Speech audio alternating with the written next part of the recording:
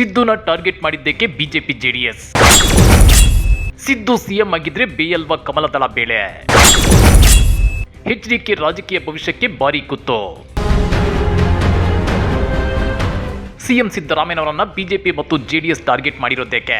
ಪ್ರತಿ ಸಣ್ಣ ವಿಷಯಕ್ಕೂ ಸಿದ್ದರಾಮಯ್ಯ ರಾಜೀನಾಮೆ ಕೊಡ್ಲಿ ಅಂತ ಪಟ್ಟು ಹಿಡಿಯುತ್ತಿರೋದೇಕೆ ಅಂತ ಕೆದಕಿ ನೋಡಿದ್ರೆ ರೋಚಕ ಸತ್ಯ ಬಟ ಬಯಲಾಗುತ್ತೆ. ಈ ನಡುವೆ ಕುಮಾರಸ್ವಾಮಿ ಅವರ ಆರೋಪಗಳ ಹಿಂದಿರೋ ಸೀಕ್ರೆಟ್ ಕೂಡ ಹೊರಬರ್ತಿದೆ.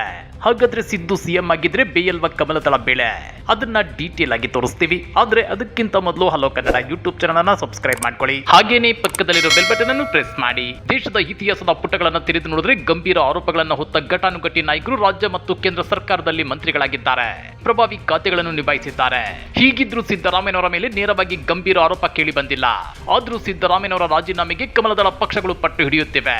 ಈ ಬಗ್ಗೆ ರಿಯಾಕ್ಟ್ ಮಾಡಿರೋ ಸಚಿವ ಕೆಎನ್ ರಾಜಣ್ಣ, ಕೊಲೆ ಕೇಸಲ್ಲಿ ಇರುವವರು ಕೂಡ ಕೇಂದ್ರದಲ್ಲಿ ಸಚಿವರಾಗಿದ್ದಾರೆ. ಹೀಗಿರುವಾಗ ಮೂಡ ಹಗರಣದಲ್ಲಿ ಸಿಎಂ ಸಿದ್ದರಾಮಯ್ಯ ಯಾಕೆ ರಾಜೀನಾಮೆ ಕೊಡಬೇಕು ಅಂತ ಪ್ರಶ್ನೆ ಮಾಡಿದ್ದಾರೆ. ವಿವಿಧ ಆರೋಪಗಳು ಎದುರಾದಾಗ ಬಿಜೆಪಿಗರು ಎಷ್ಟು ಮಂದಿ ರಾಜೀನಾಮೆ ಕೊಟ್ಟಿದ್ದಾರೆ ಅಂತಾನೂ ಆಕ್ರೋಶ ವ್ಯಕ್ತಪಡಿಸಿದ್ದಾರೆ. ಅಷ್ಟೇ ಅಲ್ಲ, ಸಿದ್ದರಾಮಯ್ಯ ರಾಜಕೀಯದಲ್ಲಿ ಇರೋವರೆಗೂ ಬಿಜೆಪಿಯವರಿಗೆ ರಾಜಕೀಯ ಭವಿಷ್ಯವಿಲ್ಲ. ಸಿದ್ದರಾಮಯ್ಯ ಇರೋವರೆಗೂ ಕಾಂಗ್ರೆಸ್ ಪಕ್ಷ ಶಕ್ತಿಯುತವಾಗಿರುತ್ತೆ. ಬಿಜೆಪಿ ಅಧಿಕಾರಕ್ಕೆ ಬರೋದಕ್ಕೆ ಸಾಧ್ಯವಿಲ್ಲ ಎಂಬ ಅಸೂಯೆ ಅವರಿಗಿದೆ ಅಂತಾನೂ ಕೆಎನ್ ರಾಜಣ್ಣ ಕಿಡಿಕಾರಿದ್ದಾರೆ. ಇನ್ನ ಎಚ್.ಡಿ. ಕುಮಾರಸ್ವಾಮಿ ವಿರುದ್ಧ ಎಡಿಜಿಪಿ ಎಂ ಚಂದ್ರಶೇಖರ್ ಪತ್ರ ಬರೆದಿರೋದಕ್ಕೂ ಸಿಎಂ ಸಿದ್ದರಾಮಯ್ಯನವರಿಗೆ ಏನ್ ಸಂಬಂಧ? ಸಿದ್ದರಾಮಯ್ಯ ಅವರೇ ಹೇಳಿ ಬರೆಸಿದ್ದಾರೆ ಅಂತ ದೆಹಲಿಯಲ್ಲಿ ಕೂತು ಆರೋಪ ಮಾಡ್ತಿದ್ದಾರೆ. ಸುಳ್ಳು ಆರೋಪ ಮಾಡ್ತಿದ್ದಾರೆ. ಇಂಥದ್ರಿಂದ ಯಾರಿಗೂ ಭವಿಷ್ಯವಿಲ್ಲ ಅಂತೇಳಿ ಕುಮಾರಸ್ವಾಮಿ ವಿರುದ್ಧ ವಾಗ್ದಾಳಿ ನಡೆಸಿದ್ದಾರೆ. ನಿಮ್ಗೆ ಗೊತ್ತಿರಲಿ, ಕುಮಾರಸ್ವಾಮಿ ಅವರ ನಡೆಯನ್ನ ಸೂಕ್ಷ್ಮವಾಗಿ ಗಮನಿಸಿದ್ರೆ ಅವರು ರಾಜಕಾರಣಿಗಳ ಮೇಲೆ ಮತ್ತು ಅಧಿಕಾರಿಗಳ ಮೇಲೆ ಪ್ರಭಾವ ಬೀರಲು ಯತ್ನಿಸುತ್ತಿರೋ ರೀತಿ ಕಂಡು ಬರ್ತಿದೆ. ನನ್ನದು ಹೊರಗೆ ಬರಲಿ, ಅವರದ್ದು ಹೊರಗೆ ಬರುತ್ತೆ. ಆ ಅಧಿಕಾರಿ ಯಾವಾಗ ಯಾರ ಮನೆಯಲ್ಲಿ ಹೋಗಿ ಕೂತಿದ್ರು ಅನ್ನೋದು ಗೊತ್ತಿದೆ ಅಂದ್ರೆ ಏನರ್ಥ? ಇದು ಪ್ರಭಾವ ಬೀರಿ ತಮ್ಮ ಮೇಲಿನ ಆರೋಪ ಹೊರಗೆ ಬರದಂತೆ ತಡೆಯೋ ಪ್ರಯತ್ನ ಅಲ್ವಾ ಅನ್ನೋ ಮಾತುಗಳು ಕೇಳಿ ಬರ್ತವೆ. ಮತ್ತು ಇಂಟ್ರೆಸ್ಟಿಂಗ್ ವಿಷಯ ಏನಂದ್ರೆ, ಕೆಎನ್ ರಾಜಣ್ಣ ಅವರು ಹೇಳಿದಂತೆ ಸಿದ್ದರಾಮಯ್ಯ ಅಹಿಂದ ವರ್ಗದ ನೆಚ್ಚಿನ ನಾಯಕ ಮತ್ತು ಕ್ಲೀನ್ ಇಮೇಜ್ ಹೊಂದಿರೋ ಮೋಸ್ಟ್ ಪವರ್ಫುಲ್ ಲೀಡರ್.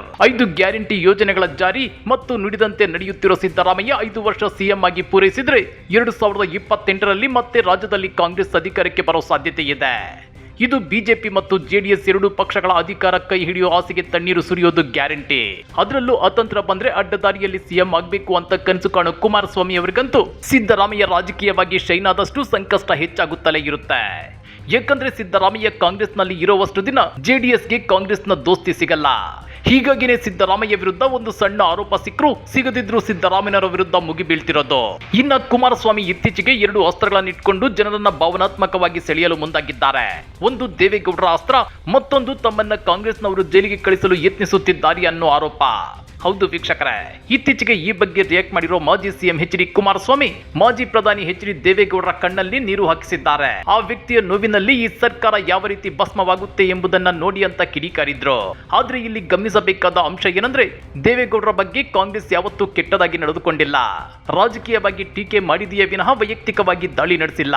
ಹೀಗಿದ್ರು ಕುಮಾರಸ್ವಾಮಿ ದೇವೇಗೌಡರ ಕಣ್ಣೀರಿನ ಕಹಾನಿ ಮುಂದಿಟ್ಟು ರಾಜಕೀಯ ಬೇಳೆ ಬೇಯಿಸಿಕೊಳ್ಳಲು ಮುಂದಾಗಿದ್ದಾರೆ. ಇನ್ನ ಎರಡನೆಯದ್ದು, ತಮ್ಮನ್ನ ಜೈಲಿಗೆ ಕಳಿಸಲು ಕಾಂಗ್ರೆಸ್ ಸಂಚು ಮಾಡ್ತಿದೆ ಅನ್ನೋದು. ಇಲ್ಲೂ ಕೂಡ ಸಂಚು ರೂಪಿಸುವಂತದ್ದು ಏನಿದೆ? ಕುಮಾರಸ್ವಾಮಿ ಅವರ ಮೇಲೆ ಈಗಾಗಲೇ ಗಣಿಯ ಕ್ರಮ ಮತ್ತು ಬಿಡಿಎ ಡಿನೋಟಿಫಿಕೇಶನ್ ಪ್ರಕರಣಗಳು ದಾಖಲಾಗಿವೆ. ತಪ್ಪು ಸಾಬೀತಾದ್ರೆ ಕಂಬಿ ಎಣಿಸಬೇಕಾಗುತ್ತೆ. ಹಾಗಾದ್ರೆ ತಪ್ಪು ಸಾಬೀತಾದ್ರೂ ಅದನ್ನ ರಾಜಕೀಯ ಪಿತೂರಿ ಅನ್ನೋದಕ್ಕೆ ಬರುತ್ತಾ?